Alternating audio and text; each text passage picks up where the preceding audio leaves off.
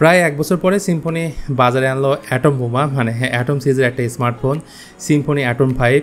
এই ফোনটা একটা ভেরিয়েন্টই পাওয়া যাচ্ছে 464, যার বর্তমান মূল্য 8,499 টাকা। তো আজকে ভিডিওটা তাদের জন্য যাদের বাজেট কম, 8,000 টাকা আশেপাশে, এবং এরকম দামে আপনি মোটামুটি সব কিছুই চাচ্ছেন, যেমন সাইড মাউন্ট ফিঙ্গারপ্রিন্ট সেন্সর, বড় ব্যাটারি, বেশি র্যামের অপশন, এবং সর্বশেষ এই ফোনের গুড ডিজাইন। সো আর কথা বাড়াবো না, চলুন তাহলে মূল টপিক্সে যাওয়া যাক। ফোনটা দেখতে সুন্দর হলো, রিয়ার প্যানেলে থাকা গ্রামীণ ফোনের লোগোটা মোটেও আপনার কাছে ভালো লাগবে না, আর ভালো না লাগাটাই স্বাভাবিক। দুইটা লোগো, তাও আবার দুই কোম্পানির। দাম কম হলেও এই ফোনে সাইড মাউন্ট ফিঙ্গারপ্রিন্ট সেন্সর থাকছে, যা দিয়ে ফোনটাকে আনলক করতে পারবেন, এবং সামনে থাকছে ফেস আনলক। এই ফোনটার মোট 4টা কালার অপশন থাকছে, যার মধ্যে একটা হচ্ছে divine gold, Marina blue, oxy black এবং টাইটানিয়াম গ্রে। এরপর ফোনটার সামনের দিকে থাকছে একটা বড়সড় ডিসপ্লে, যা মূলত Intel HD+ IPS LCD panel with DDoP notch. চীন বেজেল এই বাজেটে এমনটাই থাকাটা স্বাভাবিক, আর এই ডিসপ্লের পিপিআই হলো 260, যেটা 16.7 মিলিয়ন কালার সাপোর্ট করবে।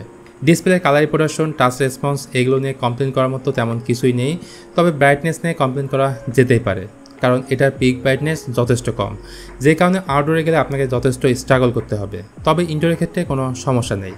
আর ডিসপ্লের উপরে এক্সট্রা কোনো পরিশন থাকছে না, যে কারণে আলাদাভাবে টেম্পার্ড গ্লাস লাগিয়ে নিলে ভালো হয়।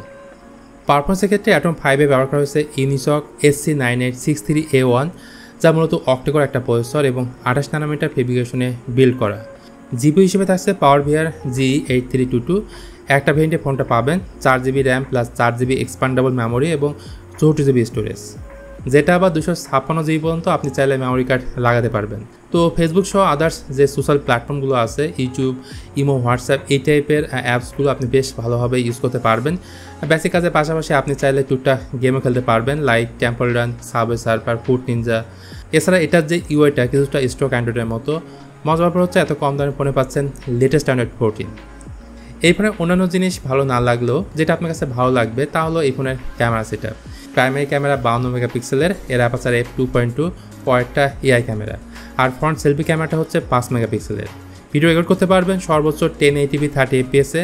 তো এই ফোনের ক্যামেরা নিয়ে খুব বেশি কিছু বলার নেই। লো বাজেটের ক্যামেরা সেটআপ যেমনটা হয়ে থাকে এখানে আপনি তেমনটাই পাবেন।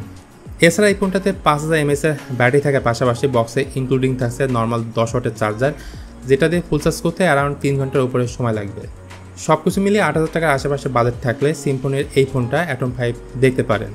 তো গাইজ, এই ছিল বেসিক্যালি গ্রামীণ ফোন এবং সিম্ফনি কো ব্র্যান্ডেড এই অ্যাটম 5-এর বিস্তারিত।